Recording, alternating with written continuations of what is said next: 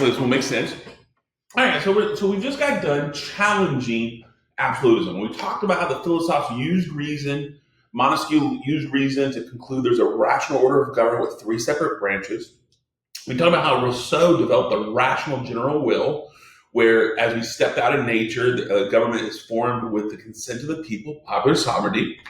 And then we looked at Beccaria, who you do need to read, about how he challenged the arbitrary royal laws, and it kind of evolves there. So then we concluded that these three challenges to absolutism, that's going to become the philosophical foundation. Now what we're going to do, we're going to discuss the challenges to mercantilism. Mercantilism is clearly something the physiocrats, Quesnay, Adam Smith, the bourgeoisie opposed. And again, clearly bourgeois, right? So let's go and talk. All right, the Philosophes, they viewed mercantilism as an unnatural restriction on the economy. Unnatural. The unnatural system focused on the state needs rather than economic growth. And again, they're going to conclude, just make sure you listen to this, they conclude that natural economic growth necessarily benefits the state, where the state focuses on its own needs necessarily impedes economic growth. So therefore, it would be better to have independent, free economic growth for the overall system. I hope that makes sense. And again, the mercantilism said, the Philosophes said mercantilism ignored the whole idea of factory production. That the system was so focused on bullion, it ignored land, labor, and capital's three independent factors of production necessary for the development of the economy. They believed the bourgeoisie was not free enough. There was no freedom in mercantilism to expand the economy.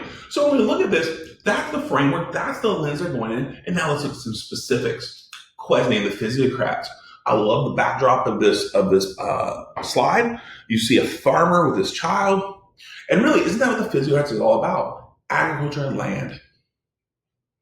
They believe that there was a natural economic system controlled by natural laws. They developed the concept of what we know as laissez-faire, which means let alone, hands off. They believe the government should have less restrictions. The more the government's involved, the less natural development occurs. They opposed tariffs.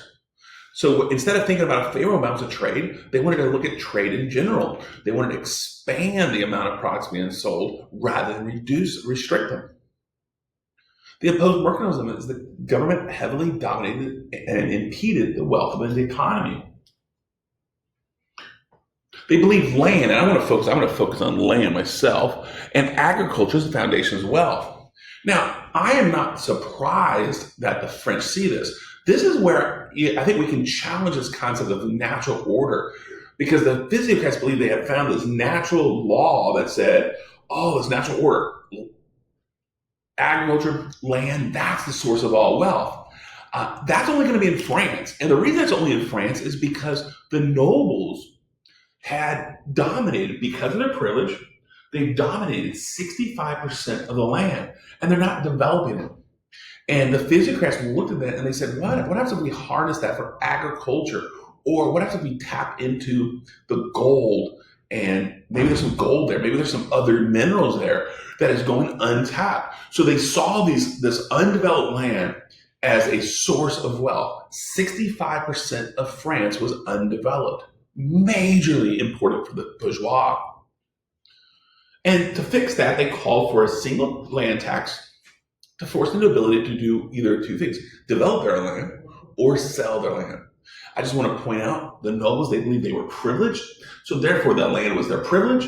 And since it was their privilege, only lower class people have to earn their money. So therefore they live in their privilege, so they're not motivated to do anything with their land except to enjoy it. With that said, the single land tax would force the nobility either to develop their land or sell it. That was the question. I believe that was the moment that could transform the system. So that's kind of the introduction. We see the laissez-faire, the physiocrats. These are French economists who are thinking about what's impeding the development of France. Well, what happens? Those ideas go over to England, Great Britain, and a Scottish guy named Adam Smith writes this work called Wealth of Nations. I want to tell you, he doesn't incorporate much of what Quesnay says, but he perfects it. Because of that, I do believe we can call him the father of modern capitalism. The capitalist system that we live with today really roots into this book called The Wealth of Nations. Wealth of Nations defined the natural order of the economy. They called it a invisible hand in the marketplace. I'd say free hand there. I'm going to fix that before the next class. But it's an invisible hand in the marketplace. And that invisible hand can't be seen. It can't be controlled. It is controlled by outside forces. He believes what holds the invisible hand in the marketplace are two natural laws. The first one is the natural law of supply and demand. So instead of the state telling the merchants what to produce, the merchants will supply what is demanded. And there's nothing that the government has to do to tell them, because the merchants are not going to supply anything that's not demanded. You demand things, right? You have money in your pocket and you can go out and vote. And your vote is what you pay your money for. That's a demand. So therefore, the merchants, the bourgeoisie, they're going to organize the economy so they can supply what you demand. Well, what happens if you're not demanding it? They're not going to supply it. We're going to talk more about that a little bit later, but I do hope that makes sense. This absolutely punches the face the concept of mercantilism. But he also believed the law of competition. The natural law of competition, instead of the state controlling the number of firms or businesses in an industry, he thinks it should develop itself. And he believes competition will create the best prices and the best products. This is natural. Think about how our economy works. We have, if we just look at video games, when I was a kid, we had Atari. Do you think my Atari that I used to play when I was 9 years old, is it as good as the Xbox One? Of course not. And even today, there's a new Xbox, whatever it's called, and they're producing that. So what happens, the bourgeoisie realizes there's demand, so they're supplying the demand for electronic goods, and in doing so, there's a law of competition. Atari set out the first one. It was really cool. But then several other companies came in and produced better goods. Unfortunately for Atari, they had to leave the marketplace because they weren't keeping up with competition.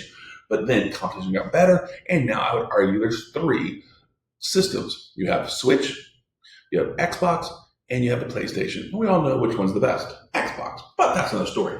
But what happens, those are the natural law of competitions. They're producing the best product for the best price. Adam Smith absolutely believed this is the only way it can happen. And I want to point out, in his conclusion, he believed wealth of the nations was labor. And this is his personal bias. He would not think it's a bias, but we now know how he saw the world. He rejected what Quesnay said was the land was the source of all wealth. Now, with that said, think about in England. England had already naturally developed their land because the enclosure movement, and you may need to go back into your notes, the enclosure movement that occurred under Philip II, remember Philip II raised taxes on wool exports? Well, people in England said, screw that, we're not going to buy your wool. So they began to raise their own sheep. By raising their own sheep, they were able to build fences. They kicked off excessive labor. The labor then went to the urban areas. But this unskilled labor, they're now looking for a job. At this point, there's a second one we'll talk about later, but the second enclosure movement has the same thing. You have all this. In 1776, you had a ton of labor looking for work, and Adam Smith began to say, we're developing our land. We have lots of capital. Now, what happens if we can harness the energy of this labor? And that's why he believes that unskilled labor was the source of wealth. That's going to lead us to this thing called the Industrial Revolution. I will totally teach us a little bit more in detail when we get to the Industrial Revolution. But what I want to point out is Adam Smith's Wealth of Nations, we can identify him as the father of capitalism. He identified the natural order of the economy called the invisible hand of the marketplace. He believes the invisible hand of the marketplace was controlled by the natural law of supply and demand and the natural law of competition. And he thinks overwhelmingly the wealth of a nation is its labor. The more labor, the more wealth. And with that, his works turns into 19th century economic liberalism. I do think you probably need to identify economic liberalism. It was a bold word. Pretty sure you certainly need to be good with that. But he opposed to any government limitations on individual liberty. What that means is I, as an individual, should be free to buy what I want to buy. If I want to buy a gun, I should be able to buy a gun. If I want to buy marijuana, I should be able to buy marijuana. If I want to buy a TV, if I want to buy 25 TVs, go be it. There should be no limitations on what I can buy. If the government creates limitations on that individual liberty, then the economy would be paralyzed. He believes that the natural role of government is not to control the population, but there's three natural laws or three natural roles. Protect the borders. That's military. We should be able to limit the people that come in a country. We should be able to protect our resources with the army. Government should also protect private property. If I possess something, the government should protect my property rights. Remember, John Locke said life, liberty, and property. This roots right back to John Locke. And provide public works. These public works are these large capital-intensive things such as sewers, highway systems, etc., in which it's too expensive for any business or firm to do, plus there's probably not a lot of profit. I always tease about sewers, but think about it. Is there a real big profit in sewers? Who's going to go out and measure the amount of poop people do? Probably not going to be a lot. So therefore, he would say public works would be something that the government should control, such as roads and sewers. We'll talk more about that later. Adam Smith created the foundations of the bourgeois ideology that strengthened the position in science while advancing the economy. I do want to point out economic liberalism, capitalism, this is all bourgeois. If you see it through a bourgeois lens, you see so many cool things. But if you're outside of the bourgeois, you actually might become more critical. And a cool thing, Zoomers, Generation Z, that's your generation. It's kind of interesting to see how your generation and the millennials see it. They see it totally different than somebody like me. But with that said, we'll talk more about that later. Let's go ahead and conclude now. So what we have seen is mercantilism. Mercantilism is the institution that impeded the development of the economy. We saw that the Philosophes wanted to attack it. The first philosophe we saw was Quesnay, who was the leader of the physiocrats, or the French economists, and they introduced the idea of laissez-faire. They saw the idea that land is the source of all wealth and some other things. And then Adam Smith harnessed those ideas, brought them over, and then applied them. The Wealth of Nations, not much of a read unless you're going to be somebody in the economics. I don't suggest reading it because it's several hundred pages long and it's not a page turner. But Adam Smith, The Wealth of Nations, defined what we know and appreciate as capitalism. And with that said, they're punching mercantilism in the face. I hope this PowerPoint was helpful. And if you have any questions, you know where you can go.